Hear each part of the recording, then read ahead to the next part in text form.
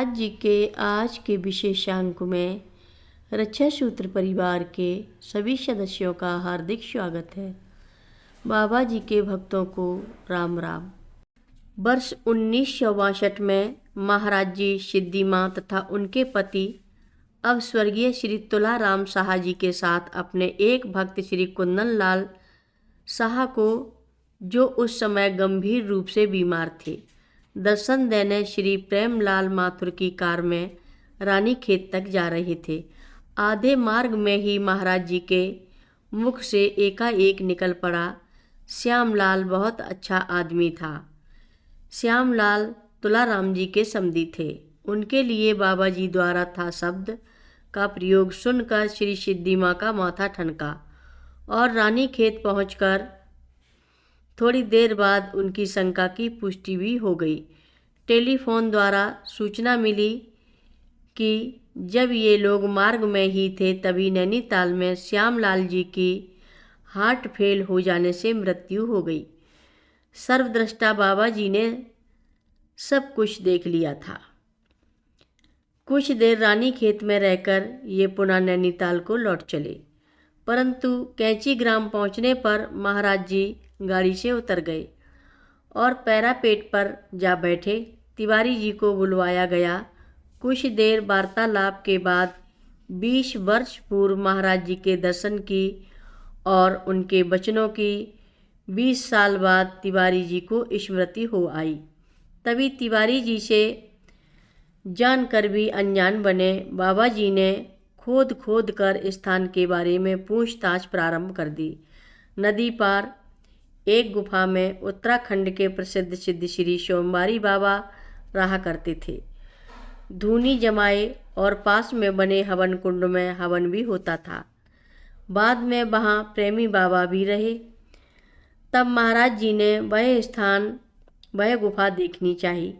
श्री सिद्धि माँ के साथ बाबा जी नदी पार जंगल में गए।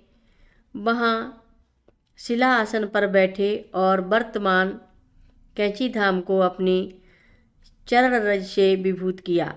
तदुपरांत गुफा देखी, हवन कुंड देखा और धूनी एवं हवन कुंड की भी भस्मी का निरीक्षण किया।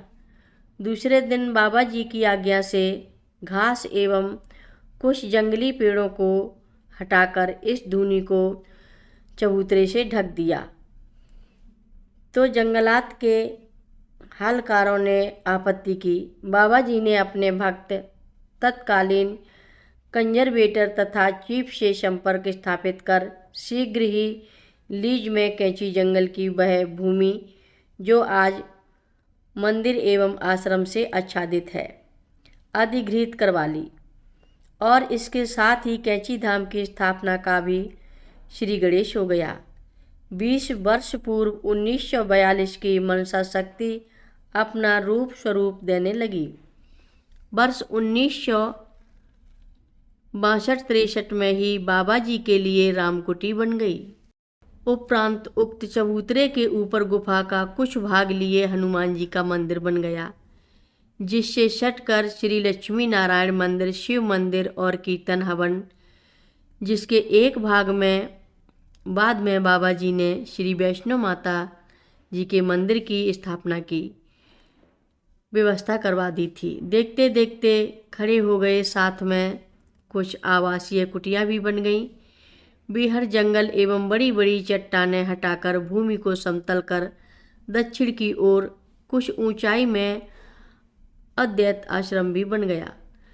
विभिन्न कुटियों के नाम क्रमशः राधा कुटी, कृष्ण कुटी, विष्णु कुटी, कृष्ण बलराम कुटी, गोविंद कुटी आदि रखे गए। हनुमान जी के मंदिर के पीछे गुफा में अब भी हवन कुंड पूर्ण रूपेण सुरक्षित है। हर रोज महाराज जी की कथाएं सुनने के लिए सभी भक्तों का धन्यवाद। सभी भक्त रक्षा सूत्र चैनल को सब्सक्राइब करें, शेयर करें, लाइक करें, घंटी बजाना ना भूलें।